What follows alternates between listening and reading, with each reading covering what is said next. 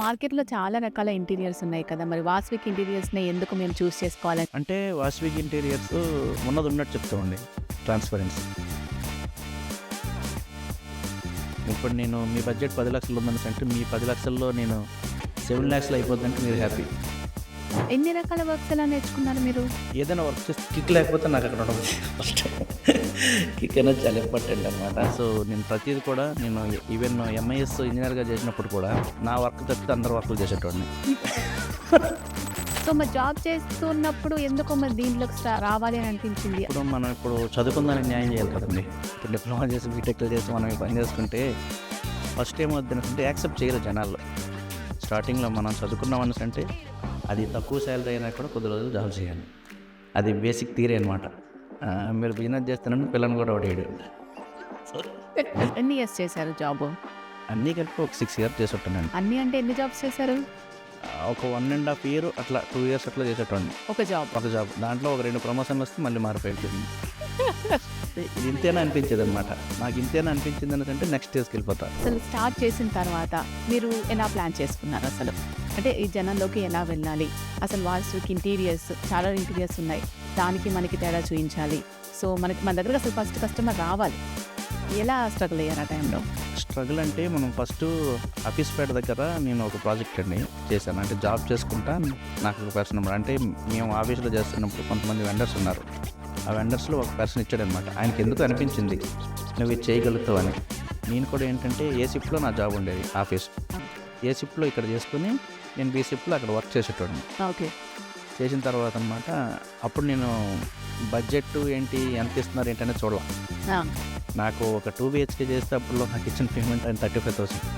చాలా రిస్క్ తీసుకుని యాక్చువల్ అది 1 ఇయర్ లోపల అవ్వదు. ఓకే. ఓకే. అంటే మాకు కమిట్మెంట్ కూడా తెలియదు అసలు ఇన్ని రోజులు కమిట్మెంట్ ఇవ్వాలని. వాళ్ళేమో 2 months కావాలని చెప్పేసి అన్నారు. మేము ఓకే అని చెప్పేసి అన్నాము. ఓకే. 3 monthsలో చేసేసాము. 3 months 3 monthsలో పట్టిందనమాట. 3 monthsలో చేసేసాము. బేసికల్గా ఏంటంటే ఆ ప్రాజెక్ట్ మినిమం మీకు 8 months 9 months టైం ఇంకా పర్ఫెక్ట్ రావాలంటే 1 year పడుతుంది. 1 year పడుతుంది. ఇంకొంచెం టైం తీసుకొని నీట్ గా ఫినిషింగ్ అవన్నీ రావాలి. అలాంటే 3 months లో కంప్లీట్ 3 months లో చేశారా? చేసేసాం. ఎట్లా చేశారు? అంటే అప్పుడు ఇంకా అవగాహన కంప్లీట్ లేదు. లేదు అసలు. సో లేదు కాబట్టి చేసేసాము. ఎలా చేయాలో తెలియక సో ఎంత లోతుందో తెలియదు కాబట్టి దూకేశారు. దొరికేసాం. నమస్తే, వెల్కమ్ టు బిఎల్ఎం స్టూడియోస్. నేను షీల. మన ఇల్లు చాలా స్టైలిష్గా, అందంగా, బడ్జెట్లో డిజైన్ చేసుకోవాలి అని మనందరం అనుకుంటూ ఉంటాం. కానీ ఎలా స్టార్ట్ చేయాలి, ఎవరిని నమ్మాలి, మరి నమ్మిన తర్వాత వాళ్ళు మన బడ్జెట్లో మనకు అందంగా డిజైన్ చేసి ఇస్తారా? ఇవన్నీ కూడా కొంచెం కన్ఫ్యూజన్తో కూడిన విషయాలు కదా. సో ఆ కన్ఫ్యూజన్కి క్లారిటీ ఇవ్వడానికి నేను ఒక స్పెషల్ గెస్ట్తో మీ ముందుకు వచ్చేసాను. ఆయన మరెవరో కాదు, మన వాస్విక్ ఇంటీరియర్ ఫౌండర్ జగదీష్ గారు. మరి ఆయనతో మాట్లాడి పూర్తి డీటెయిల్స్ తెలుసుకుందాం. హలో అండి జగదీష్ గారు, ఎలా ఉన్నారు? బాగున్నానండి. ఫస్ట్ అసలు వాస్విక్ ఫౌండేషన్ గురించి మాట్లాడే ముందు మీ ఇంట్రడక్షన్ ఒకసారి చెప్పండి. మేము యాక్చువల్లీ మాది శ్రీకాకుళం దగ్గరండి. ఓకే. సో అక్కడ నుంచి నేను డిప్లొమా చేసినాక కొంచెం జాబ్ చేసుకుందామని చెప్పేసి హైదరాబాద్ వచ్చాను. హైదరాబాద్ వచ్చిన తర్వాత కెరీర్ స్టార్ట్ అయింది. ఒక 6 years మనం చిన్న చిన్న కంపెనీలో వర్క్ చేసాము. తర్వాత అనమాట నేను ఇంటీరియర్ స్టార్ట్ చేశాను. యాక్చువల్ బేసిక్గా మా ఫాదర్ది ఇదే అనమాట ఇంటీరియర్స్ మామూలుగా. సో దానివల్ల కొంచెం నాకు పెయింటింగ్ కూడా బాగా ఇంట్రెస్ట్.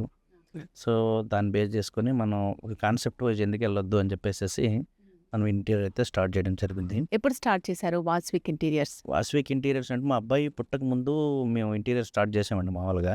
ఓకే. ఒక 2-3 years చేసిన తర్వాత మా అబ్బాయి పుట్టాడు. పుట్టిన తర్వాత మా అబ్బాయి పేరు మీద దీన్ని కన్వర్ట్ చేసాము. చేసిన తర్వాత దీన్ని రిజిస్టర్ చేసుకున్నాము. ఆ తర్వాత GST నెంబర్స్ రిమైనింగ్ అన్ని తీసుకొని మనం చేసాము. ఫస్ట్ అంతా కూడా మీరు మీ చదివింది ఏంటి? మీరు జాబ్స్ ఏది చేసుంటారు కదా, ఏం చేశారు అసలు? డిప్లొమా చేశానండి పాలిటెక్నికల్. చేసిన తర్వాత మళ్ళీ బీటెక్ చేశాను ఇక్కడ హైదరాబాద్లో. తర్వాత ఇంటర్మీడియట్ కూడా చేశాను కన్స్ట్రక్షన్ టెక్నాలజీ. ఒకదానికి సంబంధం లేదు. బట్ నాకు కరెక్ట్గా ఏ సెక్టార్లోకి వెళ్ళాలి అన్నది కరెక్ట్గా అర్థం కాల ఫస్ట్ ఆ టైంలో. మెకానికల్లో నేను క్యాంపస్ ఇంటర్వ్యూలో జాబ్ వచ్చింది. అప్పుడు మెకానికల్లో నేను BS లిమిటెడ్ అని చెప్పేసి మన మేడ్చల్ దగ్గర ఉంది, అక్కడ చేశాను యాజ్ ఏ క్వాలిటీ ఇంజనీర్గా. అక్కడ నుంచి మళ్ళీ నేను MNC కంపెనీలోకి చేంజ్ అయ్యాను. అంటే ఇలా మారుతున్నా కానీ నాకు ఫైనల్గా ఏం చేయాలి అన్నది ఒక కంక్లూజన్ మా అబ్బాయి పుట్టిన తర్వాత తెలిసిందన్నమాట. సో మనం మంచి ప్రొడక్ట్ మనం ఇవ్వచ్చు కదా, మనం చేస్తే మన ఐడియాలు యూజ్ చేసి అని చెప్పేసి స్టార్ట్ చేశాను. సక్సెస్ అయింది. బాగానే ఉందండి. ఓకే. సో, మీ ఫాదర్ కూడా ఫస్ట్ ఇంటీరియర్స్ చేసేవాళ్ళు అని అంటున్నారు కదా! సో, ఎలాంటి ఇంటీరియర్స్ చేసేవాళ్ళు? ఆయన వృత్తి మొత్తం కంప్లీట్‌గా అదేనా? కంప్లీట్‌గా ఇదేనండి. వాళ్ళేంటంటే ఫస్ట్ ఊర్లో వుడ్ వర్క్ అంటే నా 8th క్లాస్‌లో మా ఫాదర్ చనిపోయారు. ఓహ్! సో, తర్వాత మా మదర్ కూడా చనిపోయారు. హ్మ్. సో, నాకిద్దరు సిస్టర్స్ అనమాట.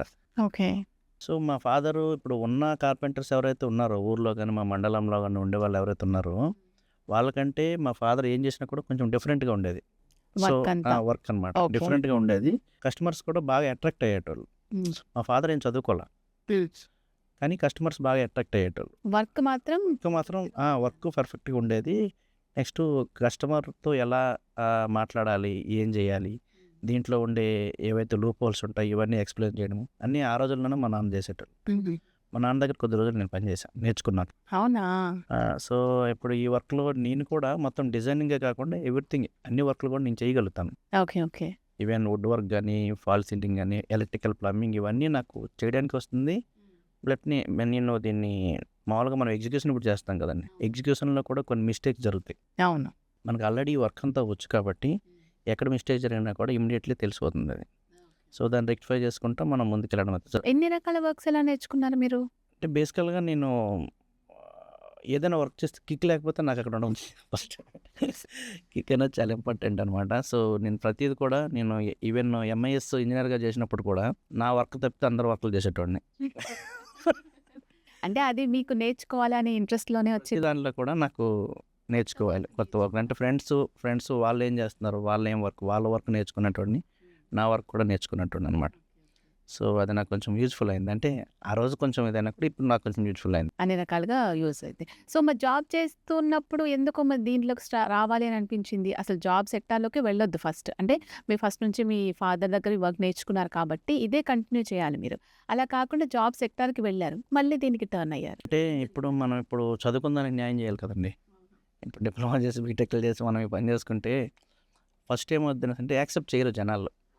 స్టార్టింగ్‌లో మనం చదువుకున్నాం అనేసంటే అది తక్కువ సాలరీ అయినా కూడా కొద్ది రోజులు జాబ్ చేయాలి. అది బేసిక్ థియరీ అనమాట. మీరు బిజినెస్ చేస్తానంటే పిల్లని కూడా ఎవడేయడు.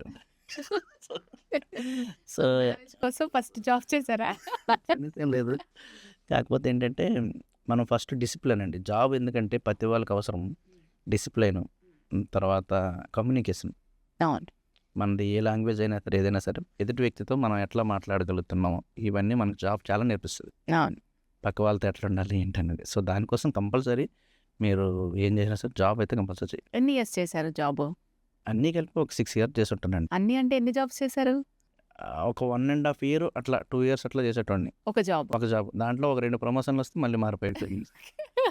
అంటే ఇది ఇంతేనా అనిపించేదనమాట. నాకు ఇంతేనా అనిపించింది అనేసంటే నెక్స్ట్ స్టేజ్‌కెళ్ళిపోతా. Okay. Okay. So, best employee awards కూడా చాలా వచ్చాయి. సో, అట్లా నాకు ప్రమోషన్స్ వచ్చి నెక్స్ట్ కేటగిరీ అంటే సపోర్ట్ చేశారులెండి చాలా వరకు. నేను హార్డ్ వర్క్ కూడా అలానే ఉంటుంది. ఈవెన్ నేను ఇప్పుడు మా దానికి నేను ఫౌండర్ అయినా కూడా ఎప్పుడు ఫౌండర్‌లాగా ఉండను. యాజ్ ఎ వర్కర్‌లాగే 24 అవర్స్ వర్క్ చేస్తూనే ఉంటా. అన్నీ తిరుగుతా ఉంటా. కొంచెం డీప్ వర్కే చేస్తా. అవునా? నేను ఇంట్లో ఉండి నడిపేయడం అట్లే ఉండదు. అన్ని సైట్స్ విజిట్ చేస్తాను. ఏం ప్రాబ్లమ్స్ ఉంటే నేనే ఎళ్లి రెక్టిఫై చేపించి దగ్గరుండి అన్నీ చేస్తా. కొంచెం కేర్ ఎక్కువ తీసుకుంటానన్నమాట. సరే మరి జాబ్స్ అయితే అన్ని చేసిన తర్వాత కంప్లీట్‌గా వాసవిక్ ఫౌండేషన్ అంతకుముందు అంటే రిజిస్టర్ అవ్వక ముందైతే వర్క్ చేశారు కదా! అసలు ఫస్ట్ ప్రాజెక్ట్ రావడం చాలా కష్టం. వచ్చిన తర్వాత మీరు ప్రూవ్ చేసుకోవాలి. అది మౌత్ పబ్లిసిటీ అవ్వాలి. సో, అసలు స్టార్ట్ చేసిన తర్వాత మీరు ఎలా ప్లాన్ చేసుకున్నారు అసలు? అంటే ఈ జనంలోకి ఎలా వెళ్ళాలి? అసలు వాసవిక్ ఇంటీరియర్స్ చాలా ఇంటీరియర్స్ ఉన్నాయి. దానికి మనకి తేడా చూయించాలి.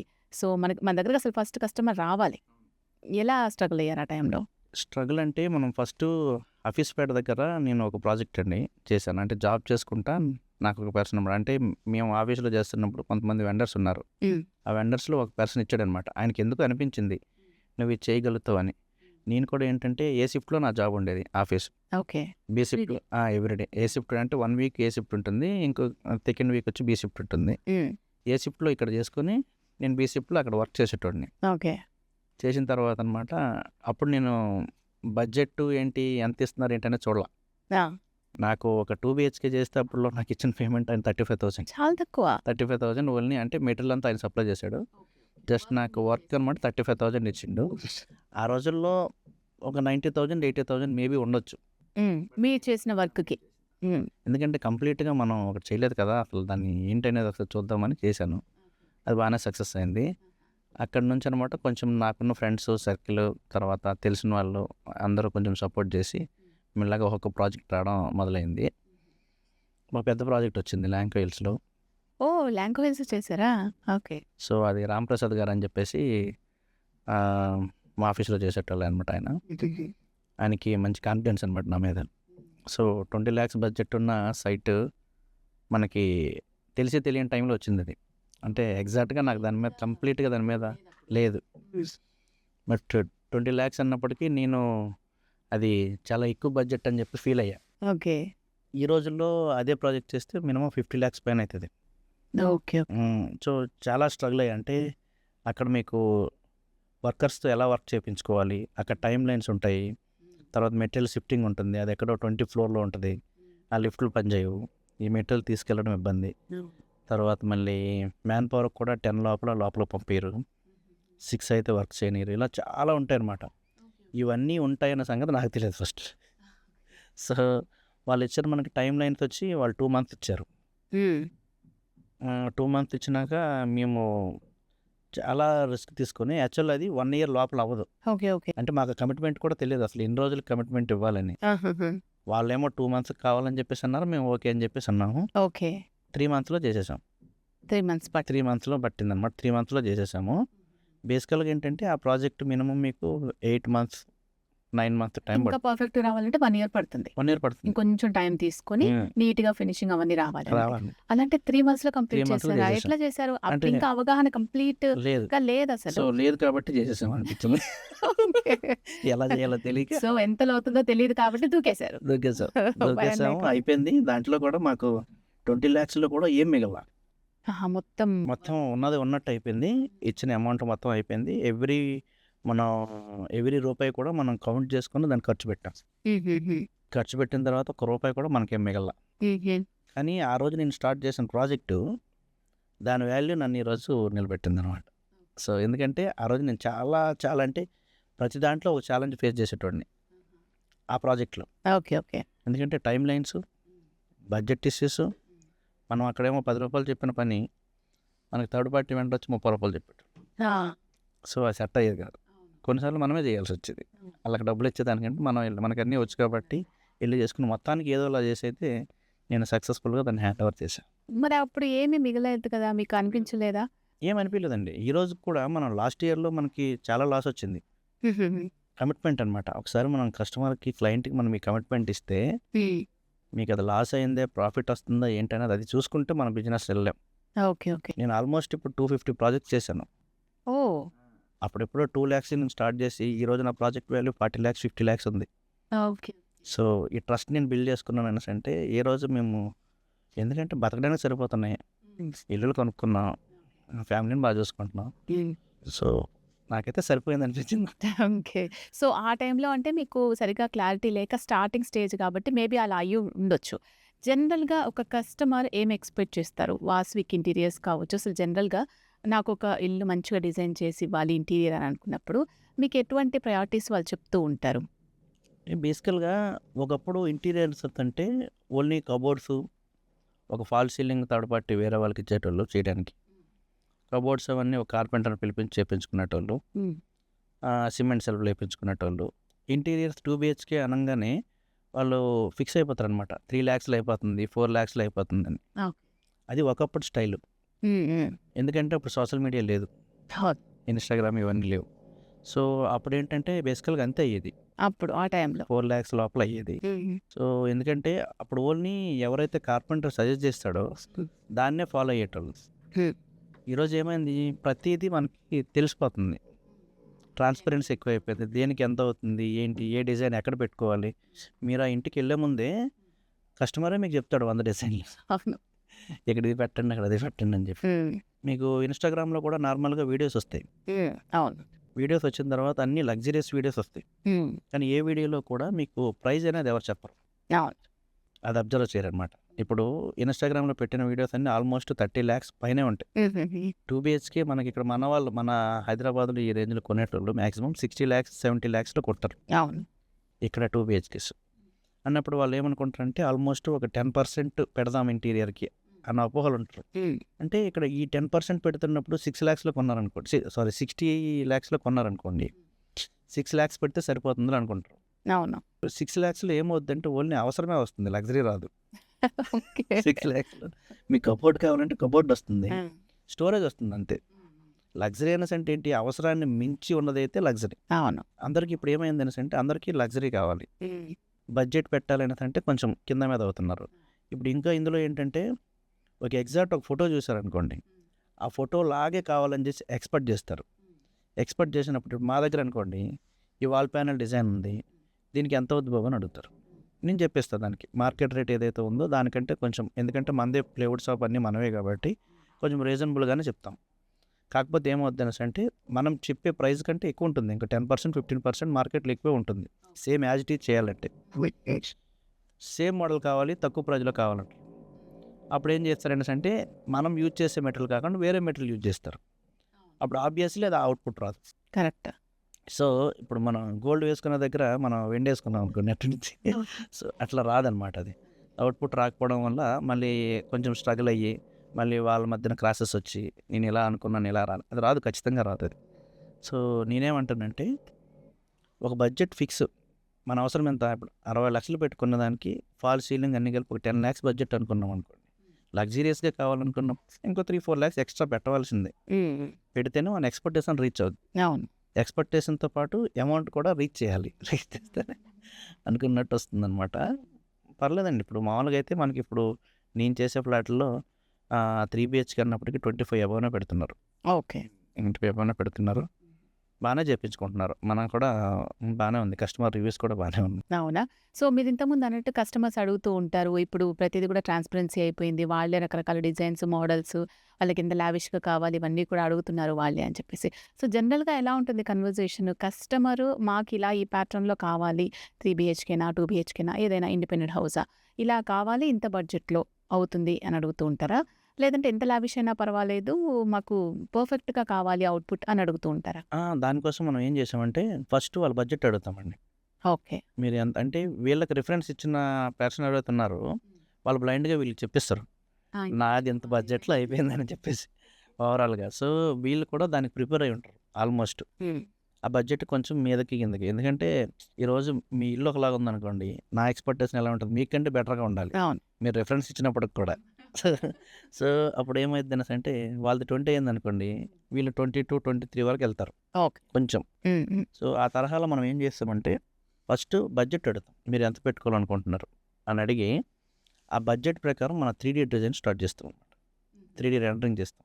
వాళ్ళకి ఇచ్చిన బడ్జెట్కి 20 lakhs అనుకోండి, 20 lakhsకి తగ్గట్టు మనం డిజైన్ చేసిస్తాము. 25 అంటే 25 lakhsకి తగ్గట్టు డిజైన్ చేసిస్తాం. ఓకే. అప్పుడు ఆ డిజైన్స్లో వాళ్ళకి ఏమైనా చేంజెస్ కావాలన్నా ఏమైనా కావాలన్నా మనం లైవ్లోనే ఒక మీటింగ్ తీసుకొని టీమ్స్లో వాళ్ళకి మనం సజెస్ట్ చేస్తాము. వాళ్ళు ఇచ్చిన ఇన్పుట్స్ కూడా మనం దాంట్లో పెట్టి ఏది బెటర్గా ఉంటుంది, కొంచెం వాళ్ళు ఇచ్చిన ఇన్పుట్స్ ఎక్కువ అవుతున్నాయి అనుకోండి, అవి కూడా యాడ్ చేసి మనం బడ్జెట్లో కూడా యాడ్ చేస్తూ ఉంటాం. ఇది ఎక్కువ అవుతుందండి, ఇది ఎక్కువ అవుతుందని చెప్తూ ఉంటాం. ఇలా జరుగుతూ ఉంటుంది అనమాట. సో ఒక ప్రాసెస్లో వచ్చి మనకి వీళ్ళు చెప్పిన బడ్జెట్ దగ్గర ఆగిపోతుంది అది 3D డిజైన్ అనేది. 25 lakhs అన్నారంటే 25 lakhsలో ఆగిపోతుంది. ఓకే. లేదు నాకు ఇంకా ఎంతకంటే లగ్జరియస్గా కావాలి, ఇంకోటి ఏదో పెట్టాలన్నారనుకోండి, మళ్ళీ దాన్ని డిజైన్లో పెట్టి మళ్ళీ ఎస్టిమేషన్లో యాడ్ చేస్తాం. ఇట్లా ఎక్కువ అవుతుంది అనుకుంటే తీసేస్తాం, తక్కువ అవుతుంది అనుకుంటే యాడ్ చేస్తాం. అప్పుడు ఏమవుతుందంటే వీళ్ళకి ఒక క్లారిటీ వస్తుంది, ఎంత అవుట్పుట్ వస్తుంది మాకు, ఎంత బడ్జెట్ అవుతుందని. బేసికల్గా ఏం చేస్తారనేసి అంటే ఎవరైనా సరే రమ్మంటారు, కొటేషన్ తీసుకుంటారు, అయిపోయింది. ఇంకా వేరే వాళ్ళని పిలుస్తారు, మళ్ళీ వాళ్ళ దగ్గర కొటేషన్ తీసుకుంటారు, అయిపోతుంది. కానీ ఎగ్జాక్ట్ దీంట్లో మనం అట్లా డిఫైన్ చేయలేము, ఎందుకంటే ఈవెన్ ప్లేవుడ్స్లో కూడా మనకి 10-15 క్వాలిటీస్ ఉన్నాయి, లామినేట్స్లో కూడా 10-15 క్వాలిటీస్ ఉన్నాయి. ఎవ్రీ ఐటమ్ మనకు ఒక డిఫరెంట్ క్వాలిటీస్ ఉన్నాయన్నమాట. సో దీన్ని మనం డిఫైన్ చేయలేము ఇట్లా. మార్కెట్లో వీళ్ళు 10 lakhsకి చేస్తున్నారు, మీరు 9 lakhsకి చేయండి అనేసి అంటే వాళ్ళు దేంతో చేస్తున్నారు, మనం 9 lakhsకి దేంతో చెయ్యాలి, మనకు క్లారిటీ ఉండాలి. సో మా దాంట్లో అలా ఉండకుండా మనం ఏమేమి మెటీరియల్ యూజ్ చేస్తాము, దేని దగ్గర దేనికి యూజ్ చేస్తున్నాం, ఏ మెటీరియల్ వాడుతున్నాము, ఈవెన్ మీరు అది మార్కెట్లో కూడా దాని ప్రైస్ తెలుసుకోవచ్చు. ఓకే. ఓకే. దొరుకుతుంది, మనం వాడే ప్రతి ఐటెం కూడా మీరు గూగుల్ చేసినా దొరికిపోతుంది. ఈవెన్ మార్కెట్లో మీరు ఏ ప్లేవుడ్ షాప్కి వెళ్ళినా కూడా దొరుకుతుంది. అంటే కొంచెం రిపీటెడ్ బ్రాండ్స్ ఏవైతే ఉన్నాయో అవే యూజ్ చేస్తాము. ఇక లోకల్ వితౌట్ వారంటీ వర్క్స్ అయితే ఏం చేయట్లేదు ప్రస్తుతానికి. ఓకే. 10 ఇయర్స్ వారంటీ లేదంటే 5 ఇయర్స్ వారంటీ బేస్ చేసుకొని, మరీ తక్కువ బడ్జెట్ ఉందనుకుంటే 5 ఇయర్స్ వారంటీ బేస్ చేసుకొని చేస్తామన్నమాట. సాఫ్ట్ క్లోజ్ ఇప్పుడు హార్డ్వేర్ ఉంటుంది, దాంట్లో నార్మల్‌లో కూడా ఉన్నాయి, చాలా ఉన్నాయి బ్రాండ్స్. మనం ఏం చేస్తామంటే కొంచెం బ్రాండెడ్ యూజ్ చేసేసి సాఫ్ట్ క్లోజ్లు ఇస్తాం అందరికి. అంటే నార్మల్ ప్రాజెక్ట్లో కూడా కొంచెం బ్రాండెడ్ హార్డ్వేర్ యూజ్ చేస్తాం. ఇవన్నీ 10 మినిట్ ప్రూఫ్ ఇంకా అన్నీ ఉంటాయి అన్నమాట దీంట్లో. ప్లేవుడ్లో కూడా రకరకాలు ఉన్నాయి. సో ఇవన్నీ మనం బడ్జెట్లో దీన్ని తీసుకోవాలని అన్నప్పుడు క్వాలిటీ అన్నీ తగ్గించుకుంటూ రావాలి. తగ్గించుకుంటూ వచ్చినప్పుడు ఈ రోజుకైతే వర్క్ అయిపోతుంది, కానీ వర్క్ బ్యూటీ కంటే క్వాలిటీ ఇంపార్టెంట్. బ్యూటీ ఏముంది, ఈరోజు చూడంగానే వావ్ అనిపిస్తుంది, ఆ తర్వాత ఇంకంతే ఆ ఇంట్లో మనం ఉంటాం. కానీ లైఫ్ అనేది మనకి త్వరగా పోయే అవకాశం ఉంటుంది. క్వాలిటీ పోతుంది, పోయే అవకాశం కాదు, పోతుంది ఖచ్చితంగా. సో మనకి ఇది 5-10 ఇయర్స్ ఏ రిపేరు రావట్లేదు అనేసి అంటే మనం చేసింది మంచి ప్రొడక్ట్. ఓకే. ఓకే. ఆల్మోస్ట్ మనం స్టార్ట్ చేసి 8-9 ఇయర్స్ అయిపోతుంది. ఈవెన్ మనం ఇక్కడ నుంచి ఒక 3-4 కంప్లైంట్స్ కూడా మనం రాలేదు ఇప్పుడు వరకు. సో అంటే మన కస్టమర్ చెప్పట్లేదో తెలియట్లేదు, అది రావట్లేదో తెలియట్లేదు, కానీ కంప్లైంట్స్ అయితే రావట్లేదు. ఇక మైనర్ ఏమైనా ఉంటే ఏదో ఇంజెస్ ఊడిపోయింది లేకపోతే ఏదో స్క్రూ ఊడిపోయింది అది చాలా మైనర్. అది దానికి మనం రెప్యూటెడ్గా ఎవరైనా ఫోన్ చేస్తే ఇమీడియట్లీ కుర్రాడిని పంపించేస్తాం. సో మార్కెట్లో చాలా రకాల ఇంటీరియర్స్ ఉన్నాయి కదా, మరి వాస్విక్ ఇంటీరియర్స్ని ఎందుకు మేము చూస్ చేసుకోవాలంటే ఏం చెప్తారు మీరు? అంటే వాస్విక్ ఇంటీరియర్స్ ఉన్నది ఉన్నట్టు చెప్తామండి, ట్రాన్స్పరెన్సీ. ఇప్పుడు నేను మీ బడ్జెట్ 10 లక్షలు ఉందనేసి అంటే మీ 10 లక్షల్లో నేను 7 lakhs అయిపోద్దంటే మీరు హ్యాపీ, అవును. 8 lakhs అయిపోద్దంటే కొద్దిగా కష్టమైనా పెట్టించుకో. 12 lakhs అయిద్ది అనేసి అంటే చేయించుకోరు, అవును, ఎందుకంటే మన బడ్జెట్ కంటే ఎక్కువ ఉంది. ఎక్కువ ఉంది కాబట్టి. బట్ నేనైతే వాళ్ళు 10 అన్నారంటే నేను 11 12కే చేస్తాను, 8 అయితే చేయను. ఎందుకనేసి అంటే వాళ్ళు అనుకున్న దాంట్లో వాళ్ళ ఇమాజినేషన్లో ఉన్న ఆ పిక్చర్స్ అన్ని రావు. ఓకే. ఓకే. సో నీ ఇమాజినేషన్లో ఏముందో దాన్ని నేను క్లియర్గా నీకు చూపిస్తా, దాని ప్రకారం నీకు బిల్ ఇస్తా. Okay. Okay. So quality, quantity, దాని లైఫ్ కూడా మీరు అన్ని క్లియర్గా చూపిస్తారు. ఒక్కసారి మీ దగ్గర చేయించుకున్నారంటే మళ్ళీ ఒక 10 years వరకు అయితే మీరు ఇవన్నీ తిరిగి చూసుకోవాల్సిన అవసరం లేదనమాట. సో అంత పర్ఫెక్ట్గా ఉంటుంది. అంతే 10 years వరకు మీరు దాన్ని చూసుకొని ఏదైనా వస్తే మేమే చూసుకుంటాం. ఈవెన్ సో మరి మిమ్మల్ని అప్రోచ్ అవ్వాలంటే ఎలా? మనకి ఇన్స్టాగ్రామ్ పేజ్ ఉందండి, ఏమంటుంది పేరు? వాస్విక్ ఇంటీరియర్స్ అని ఉంటుంది. వాస్విక్ ఇంటీరియర్స్ సేల్స్ అండ్ సర్వీసెస్ అని. మీ డైరెక్ట్ కాంటాక్ట్ నెంబర్ కూడా మనది ఇన్స్టాగ్రామ్లో మెన్షన్ చేసాము, దానికి కాంటాక్ట్ అవ్వచ్చు, లేదంటే మన ఆఫీస్ దగ్గరకు వచ్చినా కూడా కాంటాక్ట్ అవ్వచ్చు. రైట్. ఒకసారి మీ ఆఫీస్ ఎక్కడ ఉంటుంది, మీరు ఏ టైంలో అవైలబుల్ ఉంటారు, మిమ్మల్ని ఎప్పుడు అప్రోచ్ అవ్వచ్చు? చాలా డిస్ట్రిక్ట్ నుంచి కూడా వచ్చి వర్క్ చేయించుకోవాలి అని అనుకుంటూ ఉంటారు కదా, సో ఎలా అప్రోచ్ అవ్వాలి ఒకసారి చెప్పండి మా వ్యూవర్స్కి. అంటే మనకి ఇప్పుడు ఇన్స్టాగ్రామ్లో మీరు సెర్చ్ చేస్తే వస్తుంది వాస్విక్ ఇంటీరియర్స్ సేల్స్ అండ్ సర్వీసెస్ అని, దాంట్లోనే కాంటాక్ట్ నెంబర్స్ కూడా మీకు ఉంటుంది. ఆఫీస్కి రావాలని అంటే కృష్ణారెడ్డిపేట రామేశ్వరం బండి అని చెప్పేసి ఉంది, అక్కడ మా ఆఫీస్ అడ్రస్. అక్కడ ఒక అమ్మాయి ఉంటుంది లోపల, అమ్మాయికి మీరు డీటెయిల్స్ అన్నీ ఇస్తే అవన్నీ ఎంటర్ చేసుకొని ఎప్పుడు విజిట్ చేయాలి, ఏం చేయాలి అనేది ఆమె ఎక్స్ప్లెయిన్ చేస్తుంది. ఇంకోటి ఏంటంటే మనకు మ్యాక్స్ వచ్చేవన్నీ రెఫరెన్స్తో వస్తున్నాయండి. ఆ రెఫరెన్స్ వాళ్ళు ఏంటంటే ఇంకా ఆఫీస్కి వచ్చి చూసే అంతే ఉండదు వాళ్ళు, ఎందుకంటే ఆల్రెడీ ముందు బాగానే చేసి ఉంటాం కాబట్టి వాళ్ళు ఆయిల్ చూసుకుంటారు. ఎందుకంటే కస్టమర్కి అవుట్పుట్ ఎలా ఉందో కావాలి, మనం ఎలా ఉన్నాం, మన ఆఫీస్ ఎలా ఉంది తర్వాత సెకండరీ. వాళ్ళు ఒకప్పుడు అయితే చూసుకున్నట్టు పెద్ద పెద్ద ఆఫీసులు ఉన్నాయా ఇట్లా అని చూసుకున్నట్టు, ఇప్పుడు వర్క్ చూసుకుంటున్నారు. మనం వర్క్ బాగా చేస్తే వర్కే మాట్లాడుద్ది, మనం మాట్లాడవసరం లేదు. సో అది బేస్తో మనకి వచ్చినవన్నీ పెద్ద పెద్ద ప్రాజెక్టులు వస్తున్నాయి. వాళ్ళ ఫ్రెండ్స్ కూడా అలాంటి వాళ్ళు ఉన్నారు కాబట్టి ఒక ఫంక్షన్ అయిందనుకోండి, గృహప్రవేశం అయితే మనకు ఖచ్చితంగా అక్కడ నుంచి ఒక 3-4 కాంటాక్ట్లు వస్తాయి ఎవ్రీ ఫంక్షన్ అనమాట.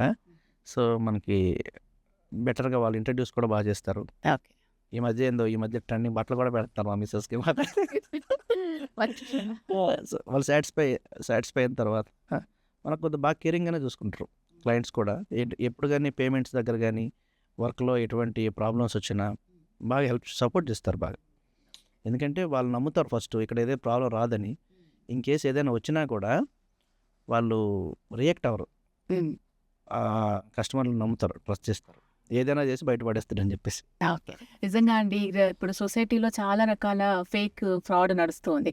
అట్లాంటి టైంలో ఒక ఇల్లు కొనుక్కున్న తర్వాత ఇంటీరియర్ బ్యూటిఫుల్గా చేయించుకోవాలి అన్న వాళ్ళకి ఎవరిని నమ్మాలో తెలియని సిచ్యువేషన్స్లో వాస్విక్ ఇంటీరియర్స్ పర్ఫెక్ట్ ప్లేస్ చూస్ చేసుకోవడానికి అని దానికి సంబంధించిన డీటెయిల్స్ అన్ని కూడా తెలియజేశారు. థ్యాంక్ యూ సో మచ్ అండి. Thank you. సో చూసారు కదండి, ఒక అందమైన ఇల్లు కొనుక్కున్న తర్వాత దాని లోపల ఇంటీరియర్ కూడా అంతకంటే అందంగా ఉండాలి అని మీరు అనుకుంటూ ఉంటారు. సో మరి ఎవరిని ట్రస్ట్ చేయాలి, వీళ్ళని నమ్మొచ్చా, మనం ఒకసారి ఒక బడ్జెట్ అనుకున్న తర్వాత ఎక్కువ తక్కువ అయిపోతుందేమో అండ్ క్వాలిటీ విషయంలో రాజీ పడాల్సి ఉంటుందేమో, ఇలా రకరకాల ఆలోచనలు అనుమానాలు ఉంటాయి కదా! సో, అవన్నీ కూడా అనుమానం తీసేసి వాసవిక్ ఇంటీరియర్స్‌ని ఒక్కసారి మీరు అప్రోచ్ అయినట్లయితే ఒక బ్యూటిఫుల్ మీరు ఎక్స్‌పెక్ట్ చేసిన మీ బడ్జెట్‌లో ఉండే ఇంటీరియర్ డిజైన్ మీరు చేపించుకోవచ్చు. సో, ఇది ఇవాల్టి ప్రత్యేక కార్యక్రమం. మరో మంచి కార్యక్రమంతో మళ్ళీ కలుద్దాం. అంతవరకు సెలవు. నమస్తే.